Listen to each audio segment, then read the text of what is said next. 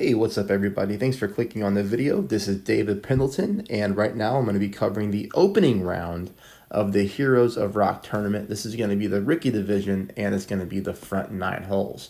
If you're new to the channel, welcome. I hope you hit that subscribe button before you leave, or if you've watched me a bunch of times and you never subscribed, please do so. It would be awesome. Totally free to do. And secondly, if you like my content, please take a moment there to hit that thumbs up button at some point during the video or before you leave. That would be pretty sweet. Hey, overall, I got replays here of a minus 15 to show you. My accounts are currently sitting at a minus 13 and a minus 14. I'm definitely not happy with that, as I left some very easy eagles out there. I hit my shots in practice, and then when it came to doing it in the real deal, I just hit some great shots. But it is what it is. I've got a minus 15 here to show you, and I got to get it together on the back 9. All right, let's go. Hole number 1, going to show you 2 different approaches you can take. Same approach, really, just different balls. You can make it super easy on yourself and go with a berserker. Here you're going to see we're going to go with 4.5 top and 2 bars of side spin to the right. I'm starting with my yellow ring right there on that rough line, kind of favoring the right-hand side of the fairway. Here I'm barely using any overpower. Just a click of overpower is all I really needed with the P5 ball, and you saw that I used a full ball to curl to the right. This one, pretty easy. This hits the green, slopes up, comes down towards the pin. Gonna obviously leave us for a very short putt here on hole number 1. Hole number 1 is one of those holes that if you plan on winning the tournament or at least competing, you just have to pick up the eagle. So here with the Kingmaker, we can do the exact same thing. Now with the Kingmaker, we're going to go ahead and utilize all of our top spin, unless you have an extra mile 9, but really you can keep it between 4.5 and 6, just like this. You don't want to use any more top spin than that. And then this one, we get to go 3 bars of side spin to the right with the Katana, gives us more side spin. You can see here that with the power 3 ball, we're not able to line up with our yellow ring on the rough. We're sort of down here by the rock and water, always very scary. But we are going to go ahead, and here we're going to go with max OP, and you'll see here almost a full ball of curl to the right. I didn't go with as much right curl, and I hit a pretty nasty great shot to the left. Now, you don't have to go full ball of right curl, because remember, on that Kingmaker, we get that extra side spin. But of course, if you hit a nasty great like that, you're going to end up being way over here for your chip-in opportunity. And we're just going to go ahead and play this one just like that. Pretty easy, though. Perfect ball, and we're in the cup. All right, that's hole number 1. Kingmaker, berserker. I always tell you, save your berserkers for tournaments. That way we can make some of these drives a lot easier for ourselves and take the pressure off of hitting perfect. All right, hole number 2. So someone had left a comment for me on the qualifying round about the rough bump by the rock here. And it's been a long time since I played that shot. I actually kind of forgot about it. So, they kind of reminded me. The thing that we need to do on this one, though, is we need to go 3 bars of side spin to the left. And what we're going to do is we're going to add some top spin. So, to make it faster for you, I would go 3 left, and then I would go 2.6 top right off the bat, and then I would try to find your landing spot. Here, I'm aiming, right at the center of the hole. We do flip it around here. We play this one 10% at mid.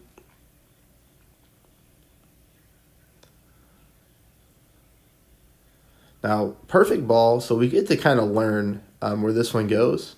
This one's just a little bit inconsistent, I feel like. You can see here that we come close. We just miss it to the right-hand side barely, and we come in a little hot. The only thing about this one is when we start to take top spin off the shot, it's a lot harder to find the proper ball guideline, okay? So I do like to keep the top spin where we're at. I would rather just go ahead and offset to the left-hand side of the hole on that one and then see what happens. All right, here we're going to go hole number 3. Hole number 3, we are getting headwind. Kingmaker is the best ball to use here in the headwind. You could definitely easily use a Titan as well, though. All I'm doing is going 3 bars of side spin to the right. For me, I'm not using any top spin, and I'm also not using any back spin. So again, 3 bars of side spin to the right. If you were to choose to use a Titan, obviously you go 2 bars of side spin to the right, and you'd probably end up using just a little bit of right curl, but not a whole lot. Hole number 3 is one of those drives where it's super important that we hit a perfect ball, because a great right could easily catch you on that downhill slope and put you into the rough. But here when we hit perfect, it's going to leave us for a really good chance for an albatross. I'm playing this one 20% at max. A little bit of backspin, and I think 2 bars of side spin to the left is going to be the proper adjustment here. 2 bars of side spin to the left, and then we would really just use our backspin until we had the ball guide line, pretty much squared up with the hole. You can see here I am offsetting to the left-hand side of the cup.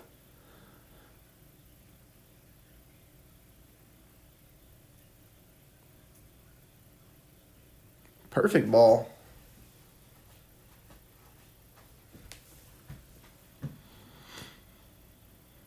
It's one of those shots that I really like to have back.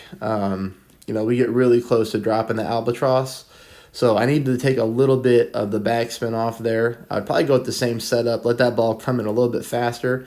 Don't give it as much time for that side spin to the left to kick in. So I do feel had I reduced the backspin there, use the same setup spot, we'd be super duper close to dropping the albatross. All right. Hole number 4, I'm going to play the rough bump. If you're not comfortable with the rough bump on this hole, I really don't blame you. You can just play the bounce over shot and just take it for a birdie, as this one is going to be a tough hole-in-one anyways. So here, 10% at minimum distance. You can apply your spins first, 3 bars of side spin to the left, combined with about 2 bars of top spin. And here you see you kind of get a weird ball guideline, but I'll kind of show you how to get it to even out. The best thing to do is to have a little bit of your yellow ring on the fringe line, or that fairway, I guess, but most of your yellow ring in the rough. Here you can see another significant offset to the left-hand side. When this ball bounces off this rough here, it kicks to the right. That's why we're using such a big offset. I feel like if I would have spent a little bit more time on this hole, this could have been one that I could have figured out the hole-in-one on. But you can see there, we're very, very close. We need to just offset a little bit more to the left-hand side and see what happens. So, I would go in there and copy my landing spot, take a ball to practice, and see if you can get that one to go down. But like I said, I feel like this one does give us a good opportunity for the hole-in-one. But just a little bit more practice, and I think I could have got this one figured out. But, I'll save those practice tokens for the final round. But you can see there's my offset. I would move that one over just a smidge to the left-hand side.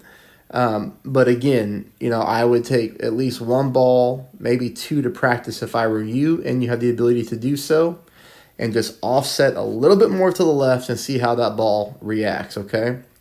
But I think, this landing spot is going to be super crucial so that you can figure out the right ball guideline. All right. Hole number 5. Hole number 5 is going to be more headwind. Front 9 rookie division, they're loving the headwind on us today.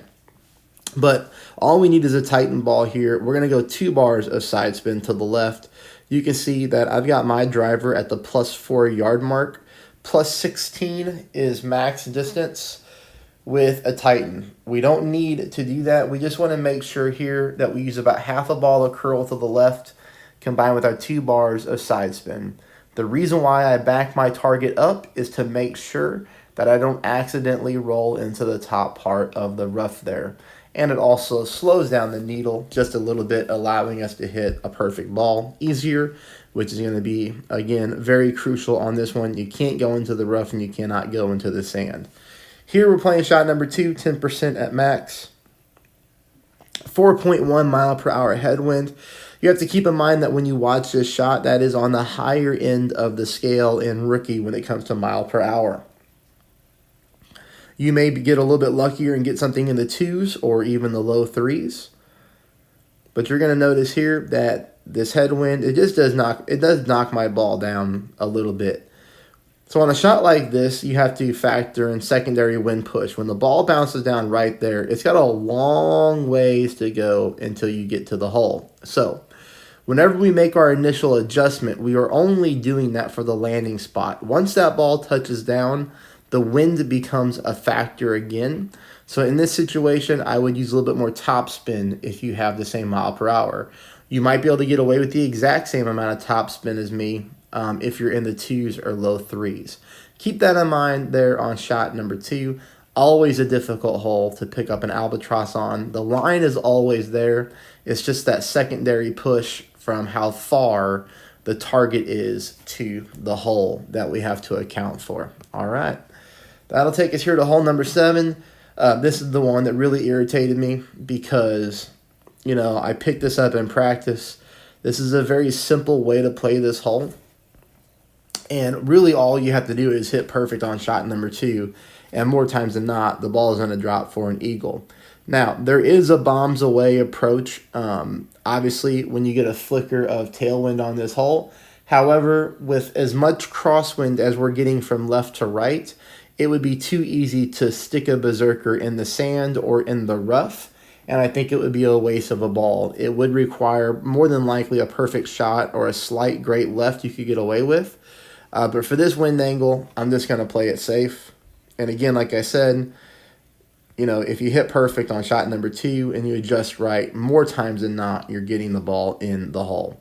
Here we're going to go with 3 bars of side spin to the right combined with 4.5 bars of top spin. You do not need to add more top spin. You do not need to push this drive. All you want to do is go from one fairway to the next fairway, and we just end up right here, okay? Shot number 2 is always going to be played with 1 bar of backspin as long as you drive into this zone. A great left or a great right could throw that off, but typically 1 bar of backspin is perfect with the ball guideline going through the hole, just like this. Typically, the shot is played 10% at mid, which is exactly what I'm playing it right here.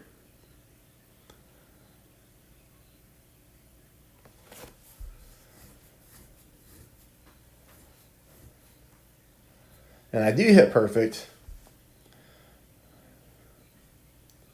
And the ball drops very nicely, hits the pin in there for an eagle. All right. This one, I have nothing for you. I'm not a fan of this hole. You know, I guess we could try to get super aggressive and play the sand bump, although I think that's a little bit too much for rookie division, although that shot is there.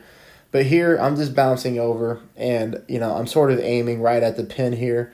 But the 3 bars of side spin to the left is just going to kick me way too far to the left-hand side. I only used 1 practice token on this hole. To me, you know, in the opening round and the qualifying round, they gave us headwind on both shots. I'm not a fan of the headwind shot on this hole. Tailwind, we can get it pretty close. But as far as this one goes, I'm going to leave it just like that and then just take my shot, my next eagle opportunity here on hole number 8. 3 bars of side spin to the left combined with about 5 bars of top spin. That's all you need is 5 bars of top spin. This landing spot is pretty easy to duplicate. Here, I want you to notice that I've got my ball guideline right there on the right-hand side of that bunker. And you can see the end of my ball guideline kicking off those rocks. Now, of course, we're not going to be playing that line. We're going to be using curl to get ourselves away from that rock. But this is the line that we want to use, just like that.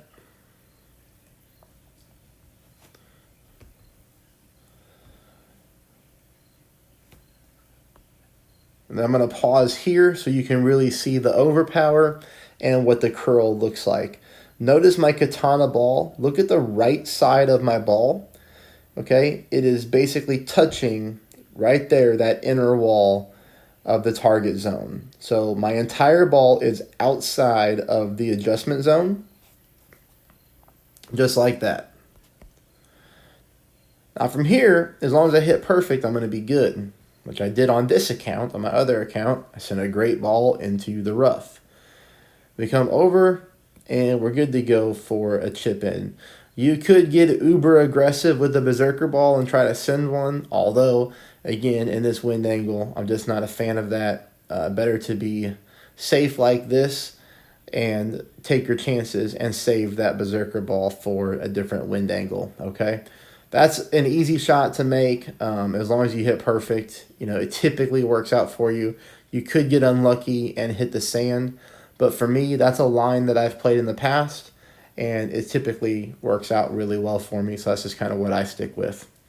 All right, now we're going to go to hole number 9. This is the last one. Keep in mind, like I said, please subscribe, and then hit that thumbs up if you don't mind before you leave. That would be awesome.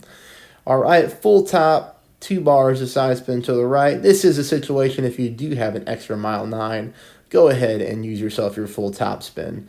You can notice here I did not push up to max. I used about half a ball of overpower. This is going to be a very controlled overpower shot. If you are confident in hitting perfect with more overpower, by all means, the further you can drive this ball up the fairway and the more right-hand side of the fairway you can get, the better shot number 2 is. Shot number 2, we can pick up a big dog albatross. We really can. Here, you're going to notice I start with my backspin. I'm going to fast forward because that's not the backspin that I land upon. I know here I'm going to be too short if I use that much backspin. So here I've got 2 bars applied, 2.5. And that's what I choose. So take a look at the landing spot here. This is going to be hard to gauge. You'll just kind of have to do your best on whatever you think those green squares look like. But if you're able to, get yourself a shot like this, or even an easier shot if you get more yards, you're going to see that we got the line pretty darn close here to that albatross on the big dog. The backspin was really good. It's going to come down to making sure that when you use backspin, you can find that same green square that I was on and then just move it over a smidge to the left. Now, of course, big dog albatrosses, they don't happen that often because of the ball guideline, but I do think that based off that replay, you can get yourself very close. I hope you guys all go out there and just have an awesome round. Let me know how you do, and I'm going to start playing the back 9 now. Thanks, everybody.